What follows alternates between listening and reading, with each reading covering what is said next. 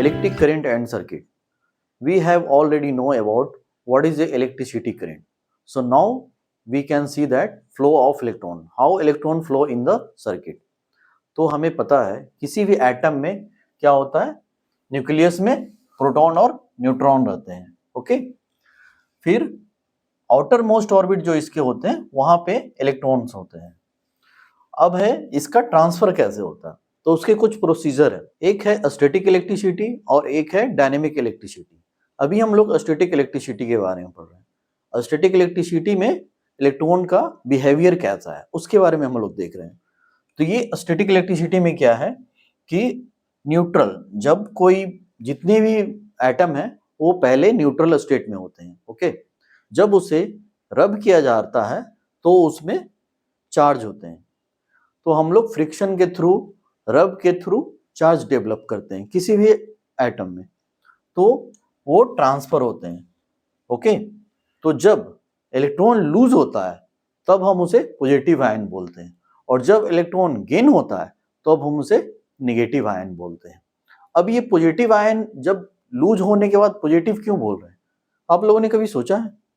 क्या हमारे पास पैसे हैं और वो अगर लूज हो जाए तो क्या हम अपने आप को पॉजिटिव बोलेंगे? आयंस का मतलब होता है एटम जब अनस्टेबल होते हैं, जब उसके इलेक्ट्रॉन ट्रांसफर में पार्टिसिपेट करते हैं तब हम उसे आयन बोलते हैं.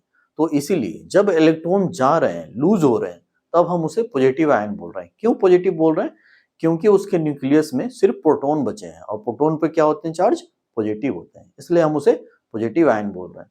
और जब कोई इलेक्ट्रॉन गेन कर रहा है तब हम उसे नेगेटिव आयन बोल रहे हैं. क्यों? क्योंकि उसके एटम के जो आउटर मोस्ट ऑर्बिट हैं, जहां पहले से ऑलरेडी इलेक्ट्रॉन बहुत सारे थे जो कि नेगेटिव चार्ज हैं, वो उसमें और इलेक्ट्रॉन बढ़ गए, मतलब और नेगेटिविटी उसमें आ गई, तो अब हम उसे नेगेटिव आयन बोलते हैं. अब ये तो बात हो गई कॉन्सेप्ट की. ओके, अब हम आपको विजुअलाइज करके दिखाते हैं कि इलेक्ट्रॉन मूव कैसे करते हैं और वो फ्लो कैसे करते हैं सर्किट में.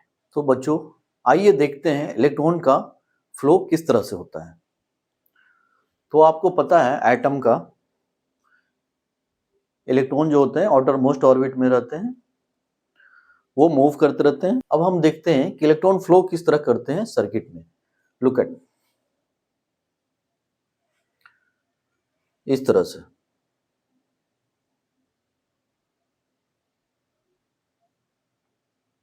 देख रहे हैं इलेक्ट्रॉन का फ्लो. और ये आपका डीसी था वो, और ये अल्टरनेट करंट है. इसमें डीसी और एसी में क्या डिफरेंस है?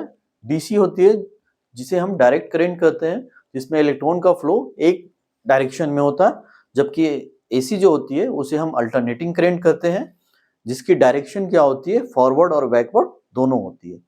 तो एसी और डीसी में बेसिकली डिफरेंस आप लोग कैसे समझते हैं?